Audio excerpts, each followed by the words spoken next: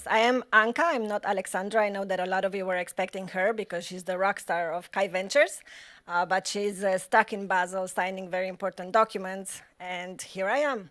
But we're going to have fun nonetheless. In case anyone in the room doesn't know, Kai Ventures is a VC fund and startup accelerator focused on quantum startups. We are based in Basel, in Switzerland. We have a quantum fund together with Redstone. Marco is here as well if you have questions about investment. And James, he should be here as well, my colleague. He can answer questions about the accelerator later. Okay, enough about me. So do you guys mind introducing yourselves? I think you can do a much better job summarizing what you do than me. So Olivier from Quantonation. Hi, everyone. Yeah, so, okay, let's keep it that way. Olivier Tonneau, I'm not associate, I would say partner. It's a wrong translation from French. So Quantonation is an investor dedicated to quantum technologies. We have been around for 5 years. Now I'm currently managing 165 million. Hopefully we'll reach 300 by the end of the year. 25 investments in Fund 1 and starting investing from Fund 2, already 4 investments. And so we are strictly investing in quantum, but worldwide. Thank you. Stuart? Yes. I'm Stuart Woods, Chief Operating Officer and Strategy Officer for Quantum Exponential. We've been around for about 2.5 years. Once again, also another 100% quantum fund. We've done 7 investments, including OQC and Universal Quantum. Little different, our strategy is quite detailed. We do a third in quantum computing, a third in quantum sensing, and a third in network and encryption. So we divide it up quite categorically from that standpoint. Thank you. Francesco from Runa Capital. We are not a quantum-focused, solely quantum-focused fund. We also do more boring things. But we do a lot of also things in computing and quantum in general. So we are investors in quantum computing, sensing, communication, and all these interesting things.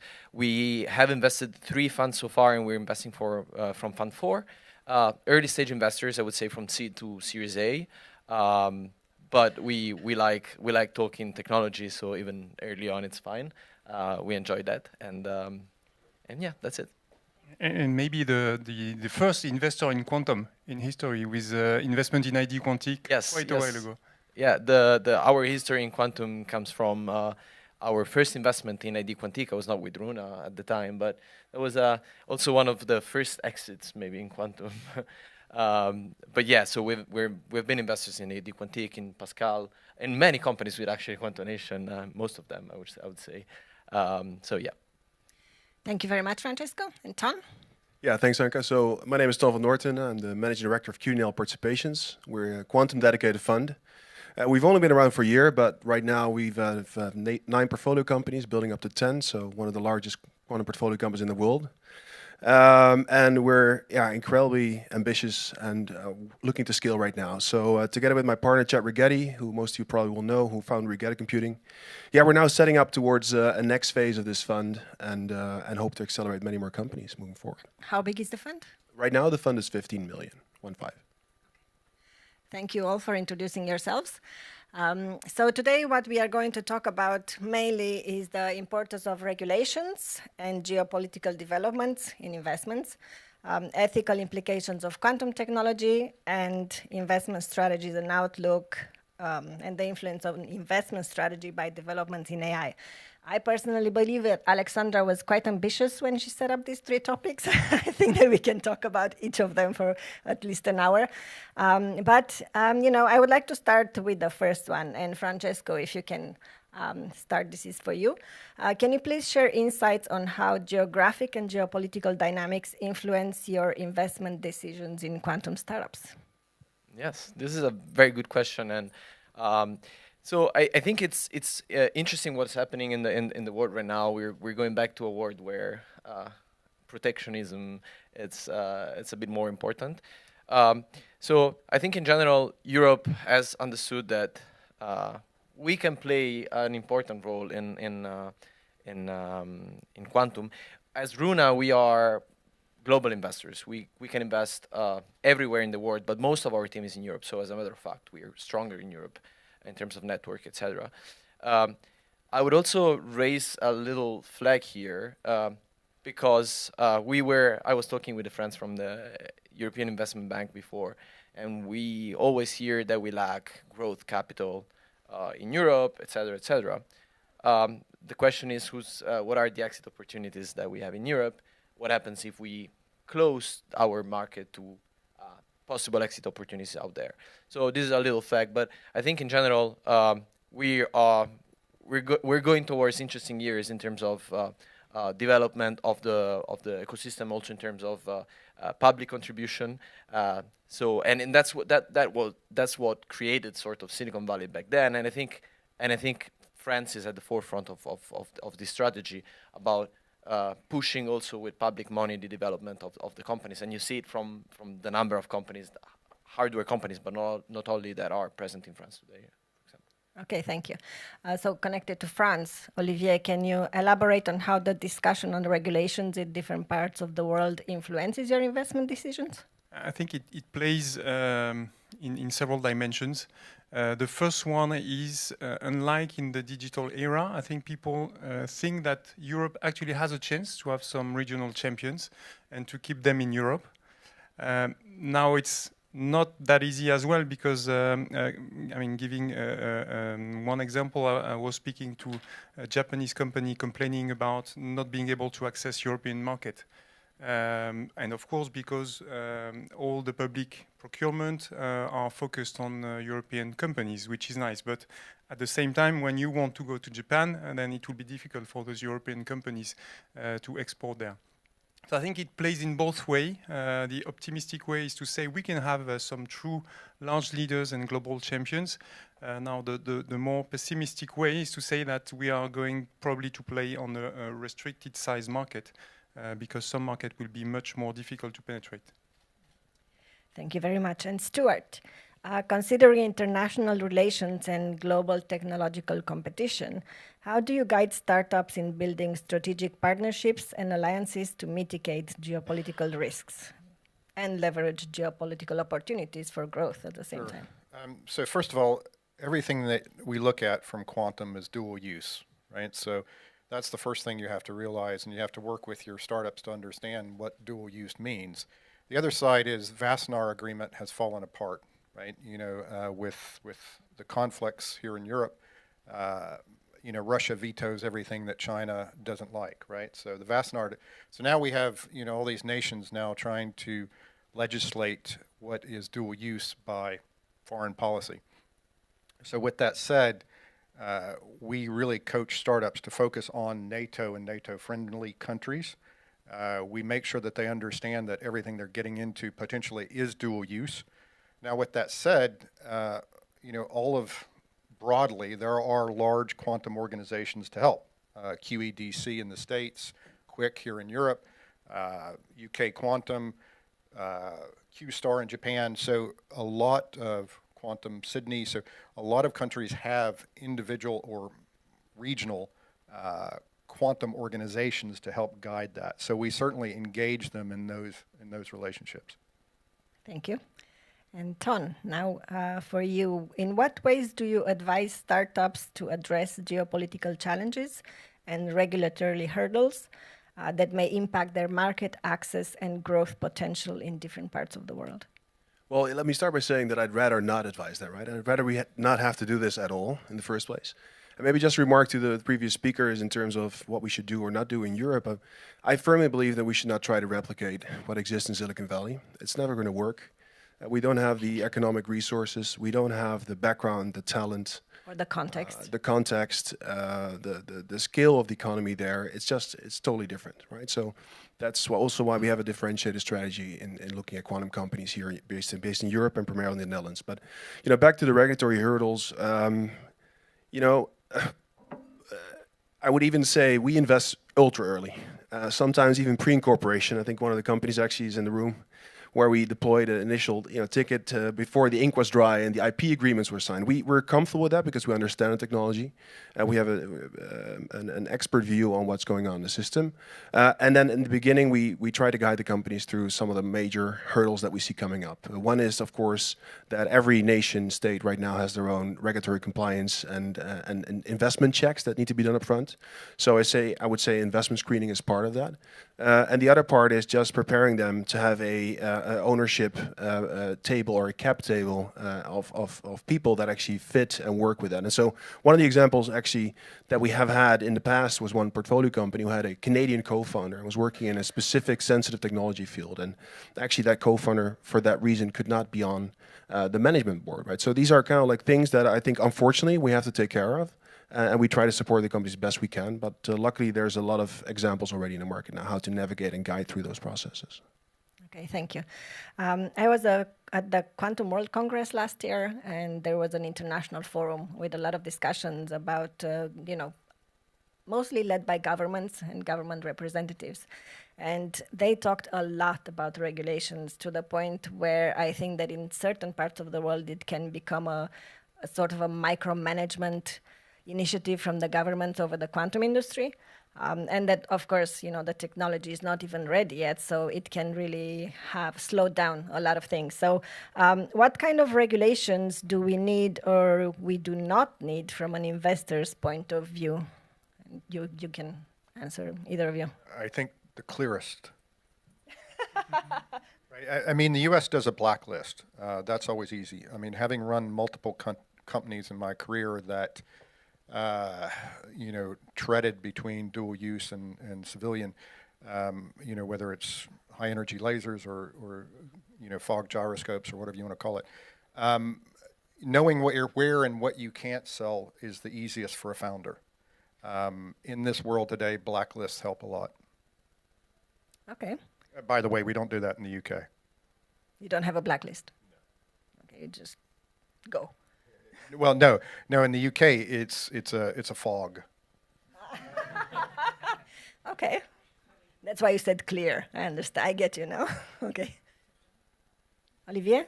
Maybe one of the difficulties that we have is we will not be able to exit some of the companies to foreign investors. And so the real question for us right now, when we need to enter in companies and we are asked to support them in scale-up phase, if there is no perspective for exit, then how are we supposed to invest in those companies as well?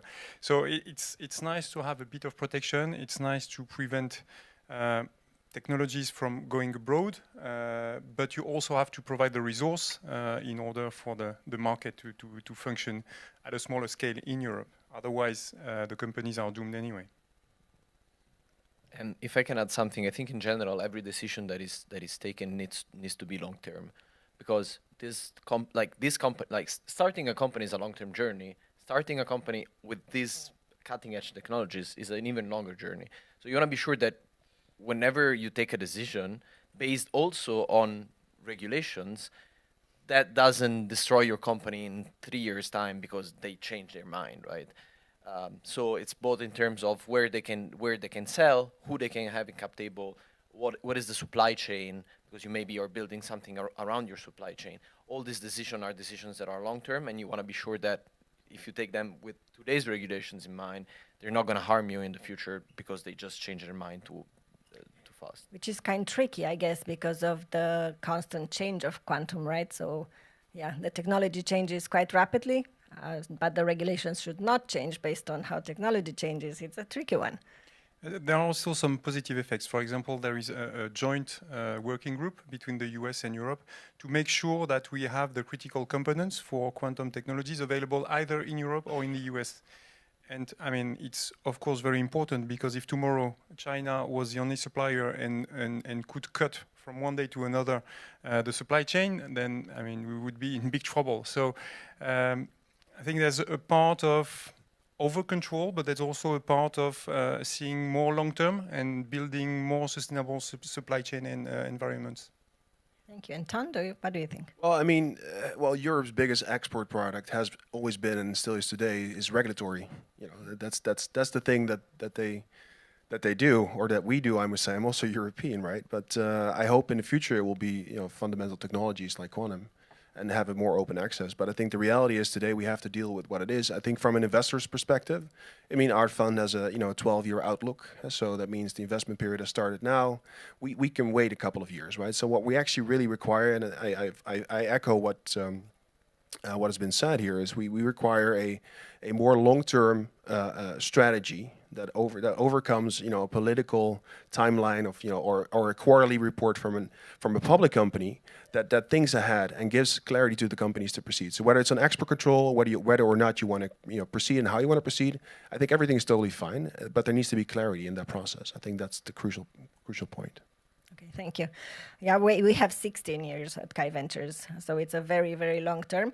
And from my perspective, I think that it would be very useful for governments, for example, to give incentives to investors, you know, like tax cuts or something that could support us as investors to really invest long term in these companies.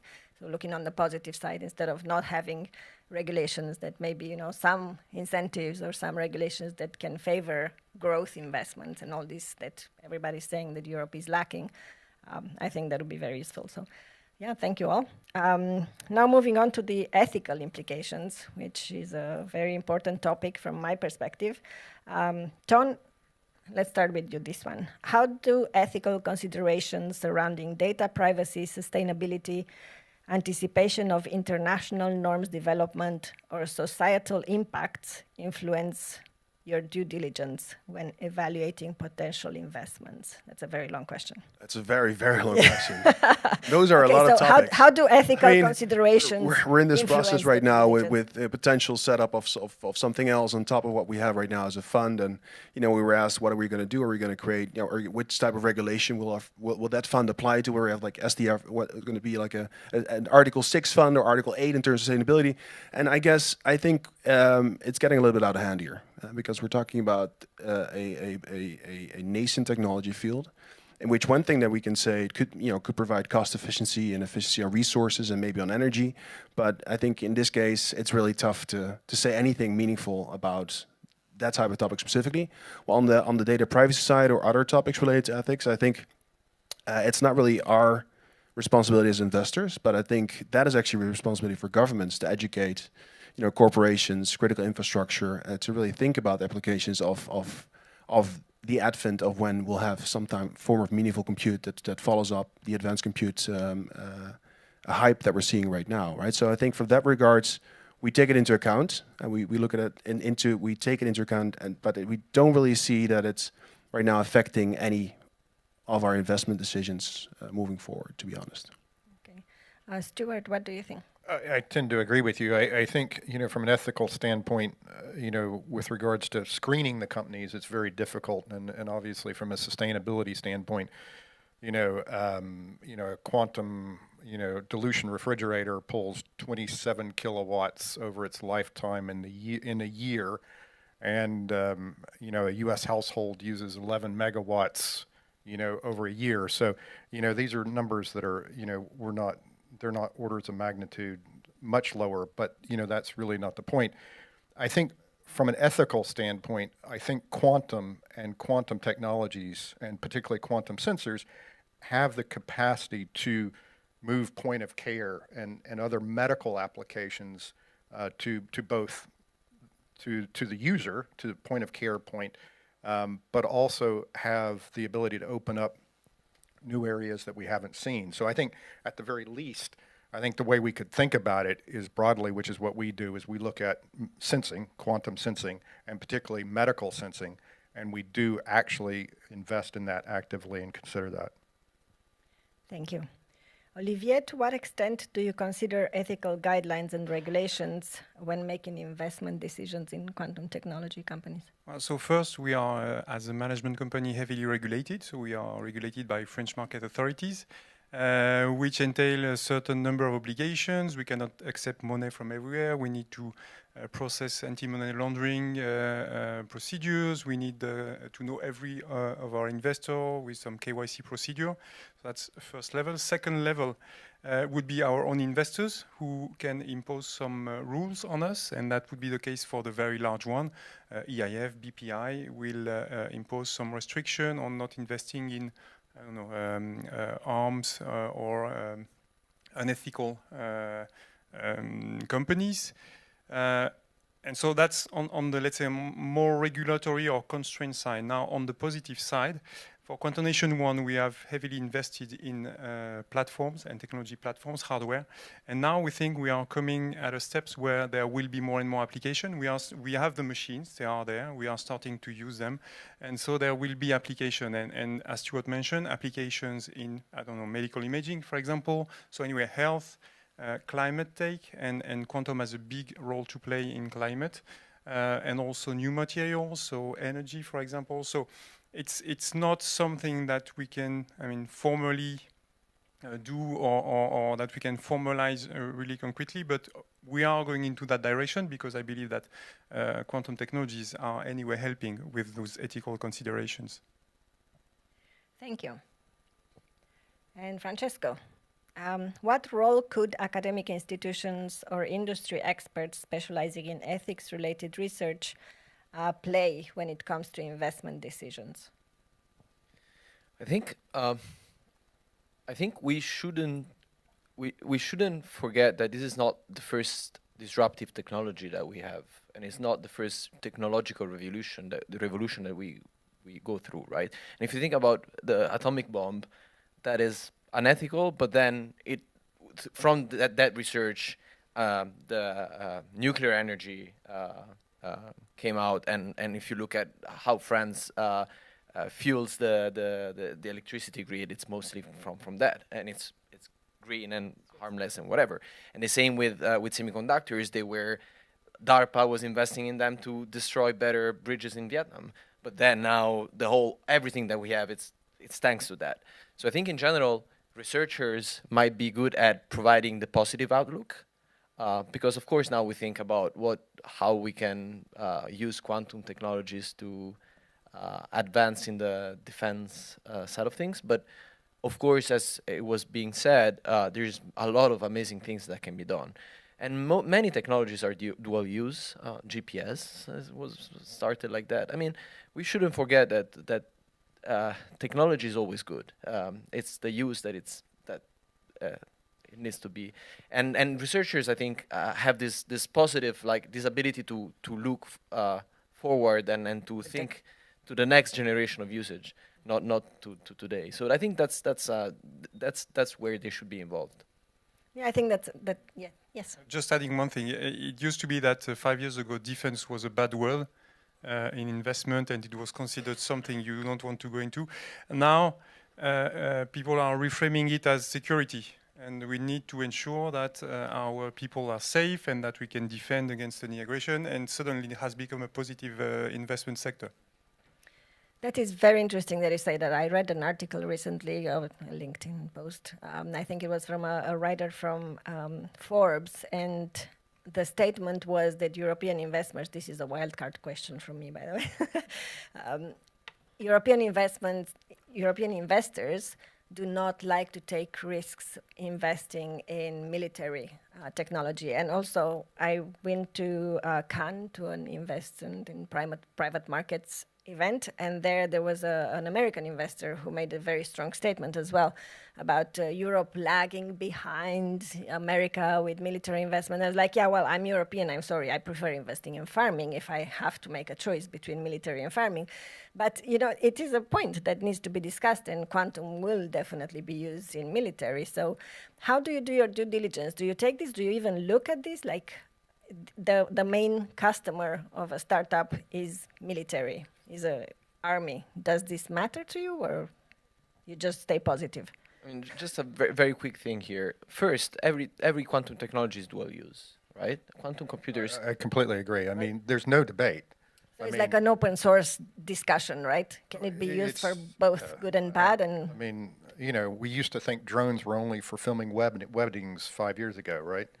Right. So, you know, now they're the most deadly weapon that we know, right? So why do you think that European investors don't like to invest in military? I mean, sorry, if you are an American investor, you look at the market, right? And U.S. defense is the biggest market that there is in the world, right?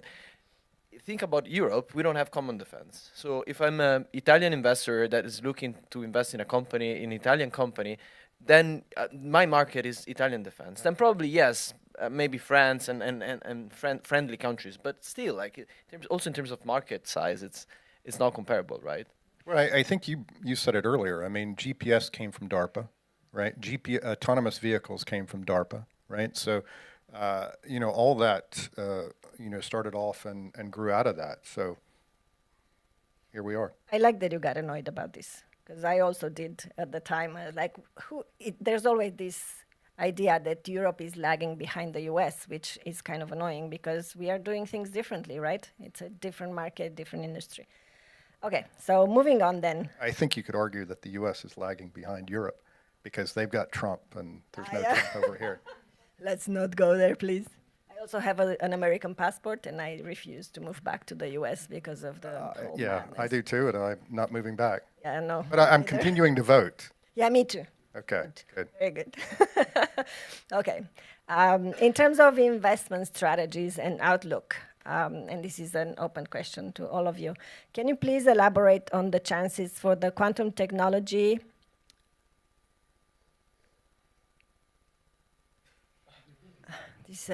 I have to rephrase this a little bit. Give me a second.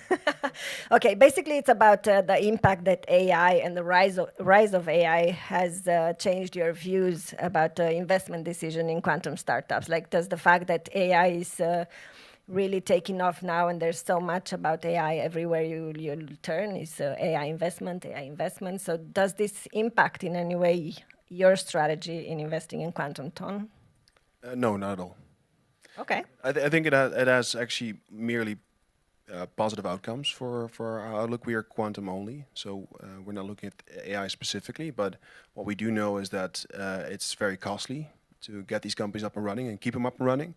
And so at one point in time, we're going to move from advanced compute to something else, and something else is going to be quantum computing, right? And so it might take a while, but so I think we're in the right stage. So if anything, this whole emergence of, the Mistral AIs raising 500, $500 million in a pre-seed round, by the way, of course, mostly on physical hardware, but still opens up an opportunity for others to see, well, at what point in time is it possible for an early stage investor to commit to these companies? If you wanted to today in AI, you're lost. You're gonna, that we're talking about trillions of investment. And so in quantum, we're sitting here, a couple of investors that actually look at quantum technology. In total, there's only been 400 investors, 400 plus, that actually have a portfolio, are building a portfolio of quantum computing companies. And so I think the opportunity that actually helps us with our investment thesis and our investment strategy, that the time to invest is now in the next 5 to 7 years, so it's actually sooner than later. So it just supports the strategy, I would say, for early stage investments. I mean, just a quick fun thing. I think this group of people has been in the VC panels already 4 or 5 times. This says a lot about how many investors there are. Just you 4, yeah? I mean, okay. We've been together before. We've been together before, and also in New York. You should have a band, the Quantum Investors crew. I think Chris Bishop is doing that. Yeah, Chris Bishop is doing that at one of the next quantum tech conferences. He's putting together a small group of people. It is. Nice. I think he's looking for a drummer, by the way. I'm being serious. Okay, that's funny. Okay, good to know. We'll advertise it on LinkedIn later. Olivier? Yeah, agreed with Ton. I mean, in the short term, it may seem like those two sectors are a bit in competition to attract capital. But at the same time, I was in the US last month, and everybody was talking about how to get into an AI deal. And every AI deal is at least 1.5 times more expensive than any other. So there will be some people who will get disappointed. So that's for the investment side. Talking about more industrial side, I think those two sectors will converge at some point. On the one hand, AI is already integrated in some process of the startup in which we have invested. So the startups are using AI either to improve chips design or for internal processes. In the longer run, of course, when the computers become better, bigger, and less prone to errors, I mean, there will be a wonderful tool to support AI as well. So I see those two industries converging. I was going to say, from our side, we don't consider it. I mean, I think about it, we're probably about 1997 when I compare it to I lived through the telecom boom. So, you know, if you had what was the dot-com boom is really the AI boom. And if we take quantum as the telecom boom, you know, with telecom, we ended up with $50, 50 euro per month gigabyte Ethernet to our home, right? So we ended up with real tangible changes in the infrastructure. I feel the same thing with regards to quantum, and you can look at them, you know, separately. Wonderful, thank you. We still have 10 minutes. Do we have any questions in the audience, maybe? Okay. I'm going to jump in now because this is somewhat related to what you all just talked about. But aside from AI being something that, you know, might be competing for investment with quantum computers, how are you thinking about the market risk of AI? For example, how good does AI have to get that the benefit of quantum computing is, you know, not significant? Or is this something you're thinking about? Well, I mean, I'm majored in organic chemistry. You know, there's going to be certain reactions and calculations that, you know, AI is never going to get to, right? If we are going to actually get to cures for certain diseases, it's going to come from computational wave guide focused algorithms. It's not going to be from AI. Anyone else? I agree. Okay. Thank you, Kate. Anyone else? Yes. Hi. One question, as we spoke about the importance of regulation and sort of protectionism wave going on in Europe across other geographies, how do you see the UK playing in all of that, given Brexit and everything? As investors, do you see any particular constraints or, on the other side, opportunities with the UK?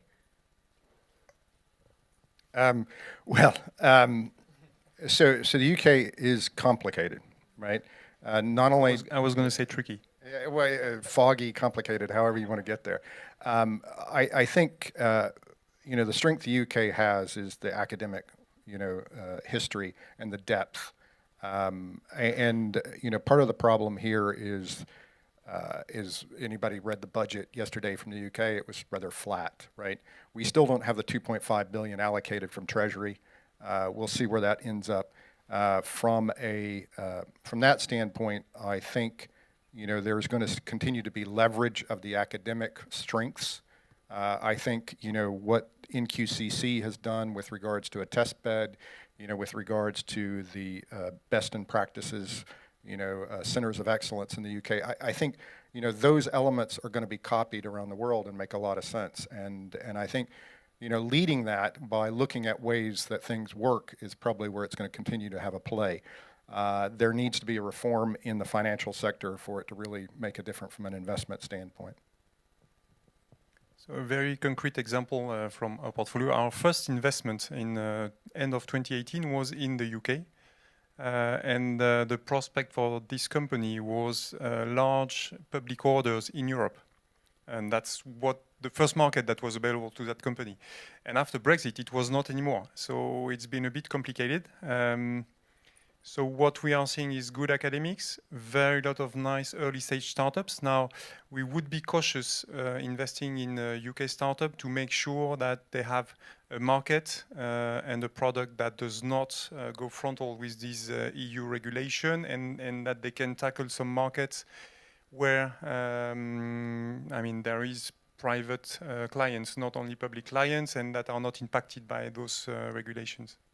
Or a path to Europe. I mean, universal quantum is, their contract is from Germany. Yeah, or they can, and in the end, I mean, you can find some way. So this company could not get directly into the large EU program, but they managed to enter at sub-procurement stages in one individual country. So it takes a bit more time. It's a bit more tricky. So this has to be taken into consideration when investing. I was just going to add one more thing. Navy X is quite an interesting program, right? It's sort of targeting off of like DARPA. They've already started to navigate ships with quantum sensors. So, programs like that will still start to have a play. I have a follow-on question for you guys. Do you see problems in not capital but talent, like attracting talent with all the regulations in the UK? I think there'll be a challenge in continuation of talent. Absolutely. I've always been a big advocate for the apprentice program in the UK, which, is a bit like community colleges in the States. And that plays a good path. And, there has already been recognition that, the working through apprentice programs can be applicable to quantum. So I think it depends upon where that starts to develop. Thank you very much. And as a last question, and thank you, Olivier, for the hint, but I think it is an important topic to put on the table. Last week, probably all of you went to Dubai and met... To Dubai? Yeah. I saw it on Twitter, but I didn't go. Yeah, okay. I saw it on Okay. LinkedIn. I didn't go. It was basically a gathering of the quantum industry in Dubai, and I think that what was different and interesting there was the fact that there are also representatives from Middle East and China. So where do you see the collaboration, or I guess the quantum industry in China going compared to everything else? Like, is there anything, any comment that you want to make about the Chinese quantum ecosystem and technologies? So it's a bit of a black box for us. Well, first, we cannot accept some Chinese investors because otherwise it would hinder our companies in their development, for example, in the US, which is, of course, the largest market for them. So no investment from China. Now, looking at, can we invest there? We could, but the startup ecosystem is not so much developed, so I don't see many startups where we could invest. I think it's mostly happening in the state labs and also in the large corporations such as Alibaba, Huawei. So it's not much of a playground for us. Nevertheless, I think they are making a lot of progress. You have, if you look at scientific publications, they are catching up, or even for I don't know, communications, for example, maybe even in advance. So it's something we watch from far. It does not impact us yet so far, but it will at some point. It's probably the biggest threat that we face. I mean, I think some of you probably have read about the consolidation where the Chinese government has moved equipment, specific equipment from commercial entities to national labs and national institutes. They are consolidating their efforts and they're making great progress. I think, whatever numbers you see, they're outspending the US 30-1. We can't even count the numbers. I think it is something that we have to pay very close attention to. Well, no, I mean, the last time I went that direction, I think it was like 15 years ago, trying to pitch for the ADIA, Abu Dhabi Investment Authority. Probably every investor that I know has actually been there, which is also the reason why we didn't get any capital. Was Sequoia and Benchmark, they were also lining up to get money from these guys, but I think they had like 7 trillion under assets under management, something like that, or 70 trillion or 700 trillion. In regards to this technology field, I don't see feel there's an opportunity for any of us to participate in any of these activities. There's an enormous amount of money, of course, in the Arab countries and in Saudi Arabia, but I don't think that is a direction that, at least not a direction that we're going to look at specifically. So I echo the comment earlier. I think for us it's going to be a focus on NATO, both from a company investment side and also for getting limited partners and investors to our fund as well. As the initial alliance. Okay, thank you. Francesco, you're good? I mean, I think it's tricky because there's while there are certain countries like China that are a hard no, right, and for many reasons, I think there's a part of the world, Arab countries, think also about India, that are not allies, are scary somehow, but are trying to be as independent and neutral, at least on the technological point of view. So there is the temptation of saying, yes, maybe China no, but like UAE or so it's tricky. It's tricky. I don't know how it's gonna look like in some years. Again, not knowing how long term the regulations are, I probably wouldn't risk. Our job is a long term job. So, but you know, other people are willing to take the risk. And with that, thank you very much, guys, for joining and taking the time. And I really appreciate your inputs. Thank you all for being here. And especially thank you to Stuart, whose birthday is today. And he traveled all the way. So for this occasion, we have a little...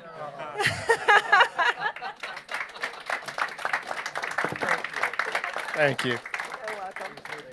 And also, I had to improvise in terms of the presents, so this is a branded present for you. Wow, look at that. Thank you so much. You're welcome. Happy birthday. And enjoy the evening.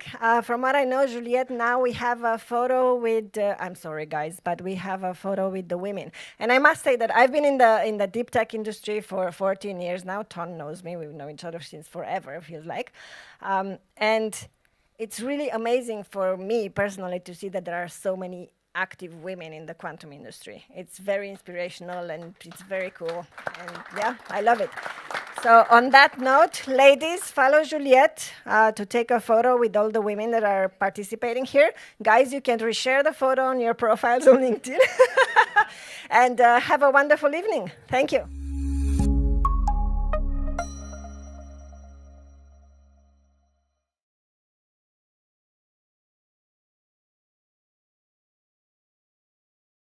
Thank you.